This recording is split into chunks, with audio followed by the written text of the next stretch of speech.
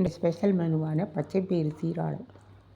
செய்வதற்கு 2 கப் பச்சை பயிறு, கொஞ்சம் மிளகாய் வற்றல் இவைகளை சேர்த்து ஊற வைத்து கொண்டு ஒரு வாணலியில் சிறிது மிளகு, ஜீரகம், சோம்பு இவைகளோடு